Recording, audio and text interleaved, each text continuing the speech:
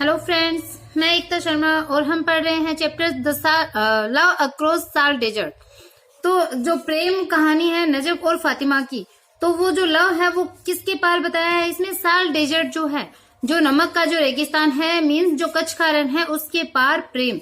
तो love across the साल desert, ये अपने चैप्टर का नाम है जिसको के.एन. दारूवाला ने लिखा है।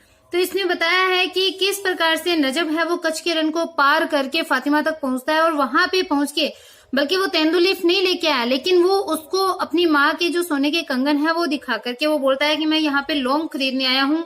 और उसके फादर को, जो काले शाह है, फातिमा के फादर का नाम काले शाह, उसको वो लौंग खरीदने में और अपना जो केमल है अल्लाह रखा उसको चराने के लिए बिजी कर देता है। 2 दिन के लिए वो बिजी हो जाता है और वो फातिमा के साथ में अपने मतलब उस स्थान को छोड़कर जाने के लिए वो प्लानिंग स्टार्ट कर देता है। तो देखो हम यहाँ से स्टार्ट करते हैं अपना पीछे, क्योंकि उसने दिखाया था कि वो बिजी हो जाता है। मतलब उनको ऊंट को चराने के लिए वो लौंग जो है, उस लौंग को खरीदने के लिए उस काम में वो बिजी हो जाता है। तो और वो बताती है फातिमा कि उसकी जो शादी करने के लिए उसके फादर उस पर प्रेशर डाल रहे हैं कि वो महफूज अली एक व्यक्ति है, उससे शादी कर ले, लेकिन वो आदमी स्टेमरिंग करता है, हकलाता है, और बच्चे भी उसकी मिमिक्री करते हैं। तो ये सारी बात है वो उसको नजब को बताती है। उसके बाद में हम पढ़ रहे, देखो, has it never occurred to you to take a ride on Allarakha across the Rann. तो ये जो बात है, ये जो लाइन है, वो नजब फातिमा को बोलता है कि has it never occurred to you, कि क्या तुम्हें ये कभी भी अकर नहीं हुआ, ऐसा नहीं लगा, ऐसा प्रतीत नहीं हुआ, टू टेक ए राइड, कि वो एक राइड ले, सवारी करे ऑन अल्लाह रखा के ऊपर, अक्रॉस द रन, कि इस रन के पार निकल जाए, वो अल्लाह रखा की सवारी करते हुए इस रन को पार कर दे, या इस रन के पार, या इस रन को छोड़ करके अल्लाह रखा पे सवारी लेकर के वो इस रन को छोड़ करके चली जाए। क्या ऐसा तुम्हें कभी भी नहीं लगा? नजब फातिमा को तैयार कर रहा है अब। She had kept silent and silence was assent. देखो, शी हैड केप्ट साइलेंट, वो साइलेंट रही, वो चुप रही, इस बात का उसने कोई जवाब नहीं दिया फातिमा ने। एंड साइलेंस वॉज असेंट, और उसकी जो साइलेंस थी, उसकी जो चुप्पी थी, वो क्या थी? एक असेंट थी, स्वीकृति थी। It was as simple as that, कि इट वॉज एज सिंपल, ये एकदम से सिंपल चीज थी, एकदम से साधारण सी चीज थी, आसान सी चीज थी। मतलब उनके उस जगह को छोड़कर चला जाना अब उनके लिए इजी हो गया था, क्योंकि उसकी स्वीकृति भी, फातिमा की स्वीकृति है, वो उसको मिल गई थी।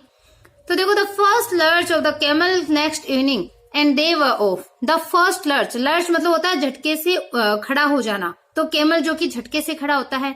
तो देखो, the first lurch of the camel next evening, की अगली इवनिंग को, अगली शाम को ऊंट है वो एक झटके से खड़ा हुआ, एंड दे वर ऑफ, और वो लोग चले गए। अब वे कौन आया है यहाँ पे? ऊंट और जो नजब है, ये दोनों लोग हैं वो वहां से ऑफ करके वहां से चले गए।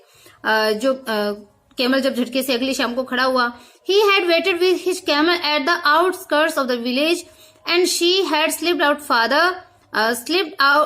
after her father had started snoring. तो अब देखो, वो उसने प्लानिंग कर ली थी फातिमा के साथ कि वो लोग चले जाएंगे और फातिमा का वहां पे वेट करेंगे। तो देखो, he had waited his camel, कि he had waited, उसने इंतजार किया with his camel, अपने कैमल के साथ, at the outskirt मतलब सीमा पे, of the village, की गांव के आउटस्कर्ट यानी गांव की सीमा के ऊपर उसने, नजब ने फातिमा का वेट किया। And she had slipped out, और वो बाहर खिसक आए थे, after her father had started snoring, कि अपने फादर के स्नोरिंग यानी खराटे लेना, तो अपने फादर के खराटे स्टार्ट होने के बाद में, मतलब एकदम गहरी नींद में जाने के बाद में वो वहां से, घर से स्लिप्ड आउट हो गई, वो खिसक गई, निकल पड़ी।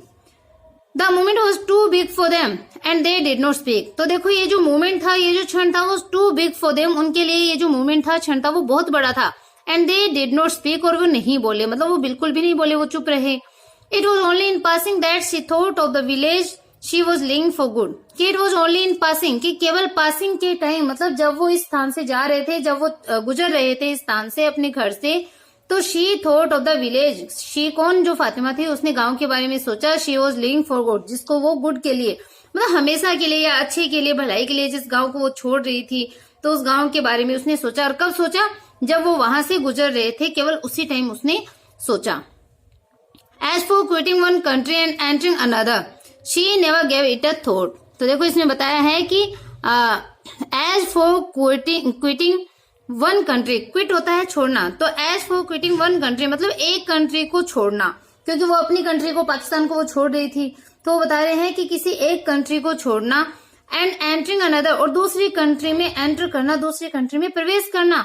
She never gave it a thought, इसके बारे में उसने एक थॉट भी नहीं दिया था, मतलब उसने विचार भी नहीं किया था, इस बात के बारे में उसने सोचा भी नहीं था कि कभी वो एक कंट्री को छोड़ के दूसरी कंट्री में चली जाएगी। Where did one have the time for Pakistan and Hindustan when one was eloping with one's law and crossing the desert which divided both physically and symbolically the two countries? तो देखो इसमें बताया कि where did one have the time, कि कहाँ पे किसी के पास टाइम है फॉर पाकिस्तान एंड हिंदुस्तान, मतलब इसमें बताया कि पाकिस्तान और हिंदुस्तान के बारे में सोचने के लिए समय, where did one have the time, कि किसी के पास कहाँ समय है पाकिस्तान और हिंदुस्तान के बारे में सोचने के लिए, पाकिस्तान हिंदुस्तान के बारे में किसी के पास कहाँ समय है। When one was eloping with one's love, जब एक व्यक्ति किसी के प्रेम में, एलोप होता है भागना, कि जब एक व्यक्ति किसी से प्रेम करते हुए जब वो भागता है किसी के साथ, मतलब अपने प्रेमी के साथ जब कोई भाग रहा हो। एंड क्रॉसिंग द डेजर्ट, और वो डेजर्ट को क्रॉस कर रहा हो, रेगिस्तान को पार कर रहा हो। विच डिवाइडेड, जो कि डिवाइडेड यानी बंटा हुआ है, विभाजित है, बहुत फिजिकली मतलब एकदम भौतिक रूप से, एंड सिंबोलिकली यानी प्रतीकात्मक रूप से, सिंबल से सिंबोलिकली बना है वर्ड, तो प्रतीकात्मक रूप से और फिजिकली यानी भौतिक रूप से, दोनों तरीके से जो दो कंट्रीज में, दो देशों में जो कि डिवाइडेड है, उस डेजर्ट को वो पार कर रही हो, और एक व्यक्ति जिससे वो प्रेम करते हो उसके साथ वो एलोपिंग यानी भाग रही हो। तो ऐसे समय में किसी के पास कहाँ समय है पाकिस्तान और हिंदुस्तान के बारे में वो सोचे, क्योंकि फातिमा पाकिस्तान से बिलोंग कर रही है, नजब है वो हिंदुस्तान से बिलोंग करता है। दोनों देशों के बीच में एक साल डेजर्ट पड़ता है, कच्छ का रण, जिसको वो पार कर रहे हैं। तो बता रहे हैं कि जब कोई व्यक्ति किसी से प्रेम करता है और एक ऐसे डेजर्ट को जो पार करता है जो कि भौतिक रूप से और प्रतीकात्मक रूप से दो कंट्रीज में जो डिवाइडेड है, तो कहाँ किसी के पास समय होता है कि वो पाकिस्तान हिंदुस्तान के बारे में सोचे।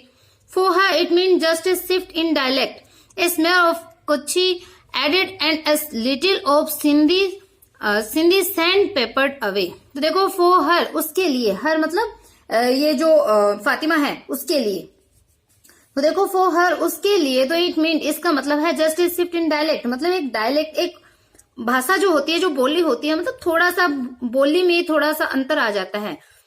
तो उसके लिए यानी फातिमा के लिए इसका अर्थ केवल बोली में थोड़ा सा शिफ्ट करना था, मतलब बोली में थोड़ा सा बदलाव मात्र था। ए स्मेयर ऑफ कच्छी एडेड, तो जिसमें जो कच्छी जो लैंग्वेज होती है, कच्छी भाषा होती है, उसको जोड़ना।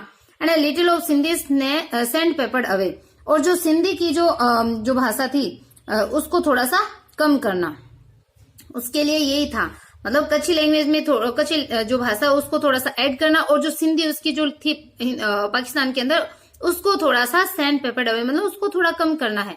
तो उसके लिए तो सिर्फ बोली को चेंज करना मात्र था। And the camel lurched and bumped onward and Najab drew him hard, तो देखो इसमें बताया एंड द केमल लर्ज, तो अब केमल ने क्या किया, लर्ज मतलब झटके खाते हुए वो आगे बढ़ा, क्योंकि केमल है वो लर्ज करता हुआ झटके के साथ में आगे बढ़ता है। तो देखो जो केमल है वो लर्ज मतलब लर्ज एंड बम्प्ड ऑनवर्ड, तो लर्ज करता हुआ, बम्प्ड यानी आगे पीछे होता हुआ, झटका खाता हुआ, वो ऑनवर्ड मतलब आगे बढ़ता रहा। एंड नजब ड्रोव हिम हार्ड, और नजब उसको क्या कर रहा था, ड्रोव हिम हार्ड मतलब उसको तेजी से हाँक रहा था। तेजी से क्यों हाँक रहा था, कहीं वो किसी रेंजर्स की पहुंच में नहीं आ जाए, जल्दी से वो अपनी जगह पहुंच जाए। तो नजब ड्रोव हिम हार्ड, नजब उसको हार्ड लिया, तेजी से हाँक रहा था, उसको ड्रोव कर रहा था, चला रहा था। By the time they reach Sarbela she was adjusted and fell asleep, कि बाय द टाइम मतलब इस समय, by the time they reach Sarbela, कि जब वो सारबेला पहुंचे, सी वॉज एडजस्टेड, वो एडजस्टेड हो गई थी, थक गई थी, एंड फेल अस्लीप, और वो सो गई थी। मतलब जब वो सारबेला कौन सा स्थान था जो पीछे हमने पढ़ा था कि हड्डियों के वो ढांचे पड़े हुए थे, तो उसको देख करके उसको एहसास हुआ कि वो सारबेला पहुंच गए। तो अब बताया कि जैसे ही वो सारबेला पहुंचे तो वहां पे क्या हुआ, शी वॉज एडजस्टेड, वो एकदम थक गई थी, कौन, जो फातिमा थी वो थक गई थी। एंड फेल अस्लीप, और वो सो गई थी। She woke up in the afternoon to find the sky overcast, के शी वोक अप, वो जागी इन द आफ्टरनून, दोपहर के समय जब वो जागी, to find the sky overcast, तो उसने स्काई को, आसमान को, ओवरकास्ट मतलब बादलों से ढका हुआ उसने पाया जब वो दोपहर में जागी थी। It turned ominous in the evening with depth upon depth of dark as nimbus gathering at the summons of a storm god, कि it turned ominous मतलब ये एकदम ominous मतलब एकदम शुभ शकुन होना, ominous होता है शकुन, शुभ शकुन जो होता है इन द इवनिंग, कि शाम के समय ये एक शुभ शकुन था। विद डेप्थ अपॉन डेप्थ, की एकदम डेप्थ तक, एकदम गहराई तक, जो डार्क एजेस निम्बस मतलब जो काली घटाएं हैं वो गैदरिंग मतलब इकट्ठा हो रही हो, at the summon of a storm god, जो स्टॉर्म गॉड मतलब तूफान के जो देवता है, जो पवन देव है, एक तरीके से हवा के देवता कौन होते हैं? पवन देव।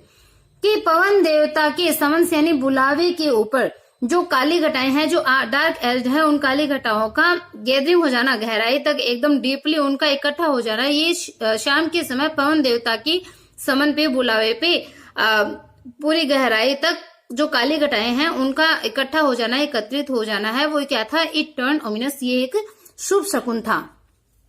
Another night they journeyed facing the wind which heard the sand in there faces. कि अनदर नाइट, अब दूसरी रात्रि को, मतलब वो उस रन को वापस एक पार कर रहे थे, अपनी जगह पे वापस जा रहा था नजब, अपना घर जहां से वो आया था, तो वहां पे फातिमा को लेकर के जा रहा था। तो अनदर नाइट मतलब दूसरी रात्रि को दे जर्नीड फेसिंग द विंड, उन्होंने विंड को, हवा को फेस करते हुए, उस हवा का सामना करते हुए उन्होंने यात्रा करी।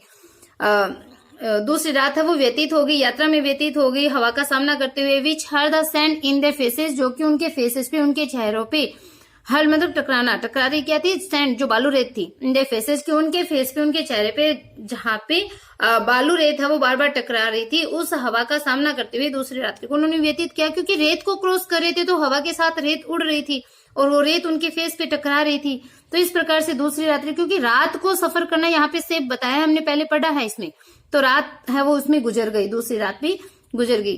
As they near Khavda the thunder started rolling and reverberating across the skies.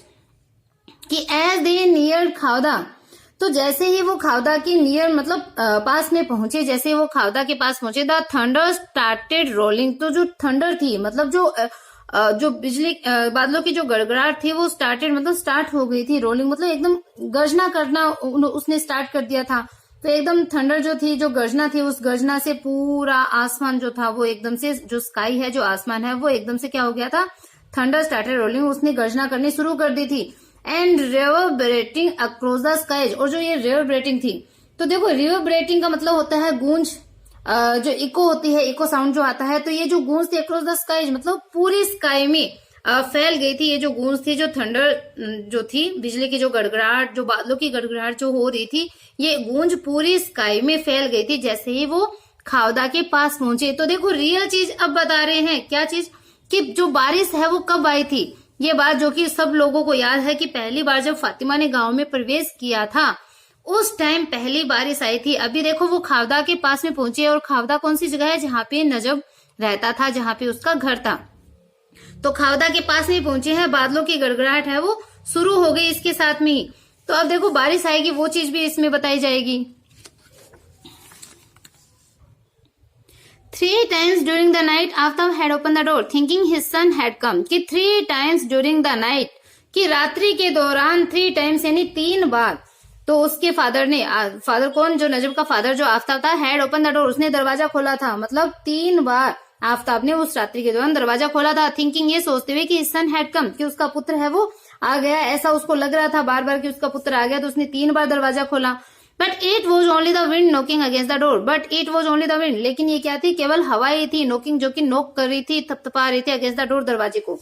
मतलब केवल हवा ही वो चीज थी जो कि दरवाजे को नोक कर रही थी, दरवाजे पर ऐसे आवाज साउंड सा आ रहा था। क्योंकि हवा में दरवाजे हिलते हैं तो ऐसा लगता है कि दरवाजा कोई खटखटा रहा हो, तो केवल हवा से ही दरवाजे हैं वो खटखटाए जा रहे थे।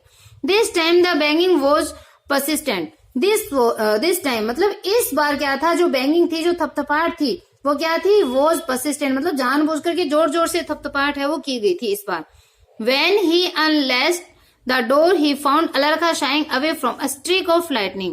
कि when he unlatched the door, कि जब उसने unlatched the door, दरवाजे को उसने unlatched किया, मतलब जब उसने दरवाजे को unlatched मतलब होता है कुंडी हटाना, एक तरीके से दरवाजे को खोलना, कुंडी हटा करके खोलते हैं ना, उसको बोलते हैं unlatched।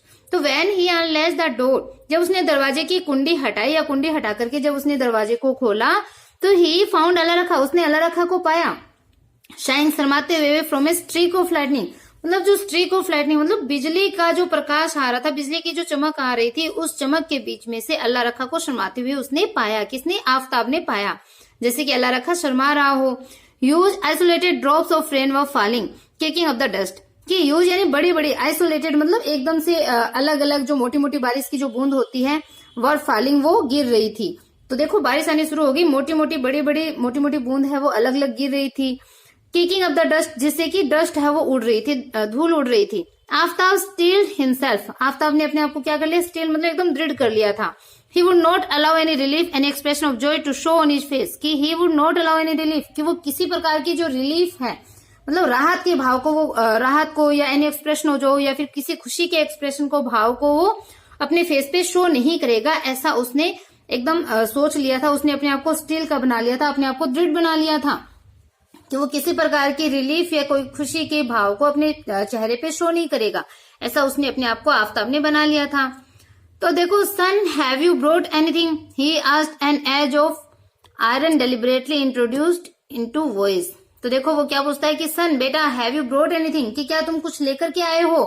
ही आस्क्ड, उसने पूछा, आफ्ताब ने पूछा, एन एज ऑफ आयरन, कि एकदम आयरन मतलब लोहे की किनारे के हिसाब से, मतलब लोहे की कठोरता की तरह, डेलिबरेटली यानी जानबूझ करके, इंट्रोड्यूस्ड इनटू वॉइस मतलब अपनी आवाज में, अपनी जो वॉइस है, अपनी जो आवाज है उसमें जानबूझ करके एक लोहे की कठोरता को इंट्रोड्यूस करते हुए, लोहे की कठोरता से बात करते हुए, कठोरता को शामिल करते हुए उसने पूछा कि बेटा क्या तुम लेकर के आए हो।